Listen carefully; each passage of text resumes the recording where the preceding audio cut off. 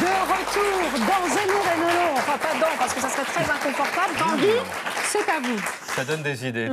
Alors cette semaine, faille spatio-temporelle. On a réalisé que Jean-François Copé vit en 1959, année où Éric Zemmour n'avait qu'1 an. Il pleurait alors dans son berceau rempli de nostalgie pour l'année 1958 qu'il trouvait bien mieux. En effet, interviewé à la radio, Copé, vous le savez, a estimé qu'un pain au chocolat valait 10 à 15 centimes. Pour 16 €, il vous fait tout un banquet de mariage. Un billet de 50, il dit à sa femme Poussin, à nous les 2 semaines à Bali en pension complète. Alors moi, j'ai regardé mon bulletin de salaire. C'est la première fois que je me suis dit, mais c'est énorme. Forcément, sur l'échelle Copé, je suis Liliane Bettencourt. Je pense que François-Marie Bagné m'attend dans la loge d'Éric Nolot pour me prendre sur une pile de livres bulgares. Terminé, confo. Le pays où la vie est moins chère, c'est Copé. Alors pour se défendre, Copé a dit qu'il pensait que le prix du pain au chocolat dépendait de sa taille. Mais rien ne dépend jamais de la taille. Sinon, au bois de Boulogne, tout le monde chercherait le seul Brésilien à micro-pénis. Et Passepartout de Fort Boyard tournerait gratos.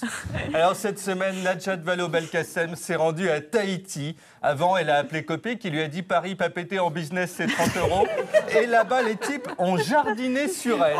Au début, ils lui ont enfilé un petit collier de fleurs, puis ils ont ajouté des fleurs et des coquillages. En fait, ils lui ont mis dessus tout ce qu'ils trouvaient sur la plage. Un mec a essayé de lui accrocher une vieille bouteille de Silly de Bang et 2 capotes. Puis ils lui ont encore mis des fleurs. Sur place, elle dépendait du service des espaces verts. Et à la fin de la journée, regardez, on ne la reconnaissait plus. Cette semaine, Nicolas Sarkozy a visité un institut de formation au métier de santé où il est tombé sur un mannequin au visage figé. Il s'est alors écrié « Mais Carla, je te croyais à la maison, mais que font tous ces gens dans ta chambre ?» Alors cette semaine, Leonardo DiCaprio a croisé à Paris Royal et Hidalgo, 2 cougars de gauche. À 40 ans, le malheureux a déjà la vie de Pierre Arditi.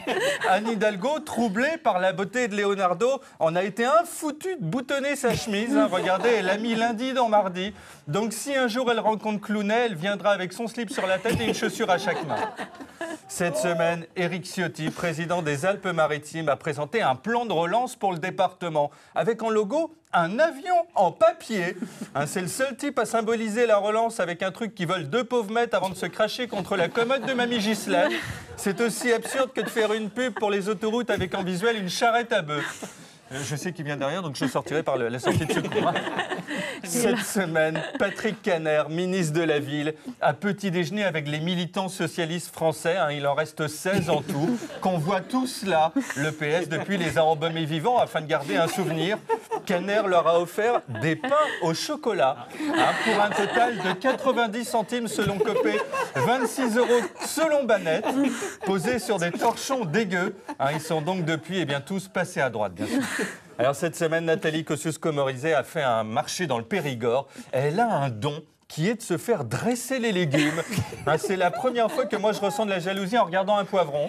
Si Marc Dorcel avait décidé de se mettre aux 5 fruits et légumes par jour, ça donnerait ça. Un passage de NKM au stand des carottes. Visuellement, c'est un gangbang.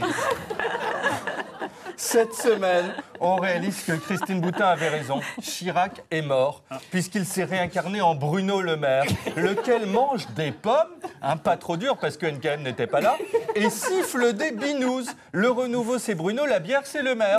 Il a ensuite envoyé un SMS à Bernadette disant « Fais ton brushing, maman, ce soir je t'emmène bouffer de la tête de veau. » Enfin, il va vivre. Ça va lui faire du bien. Cette semaine, Hollande a rencontré Poutine, le seul type à ressembler à Michel Blanc et à penser comme Attila, avec Merkel. Et regardez, il régnait la même ambiance qu'à un meeting de Debout la France qui serait animé par un cul-de-jatte. Là même si NKM avait déboulé avec 2 concombres, il serait devenu tout mou. Puis Hollande a visité la fondation Vuitton, où il a admiré une peinture d'une personne alanguie et nue. Ça lui a rappelé Ségolène, puis Valérie, puis Julie, puis Michel Sapin, un soir où ils avaient bu.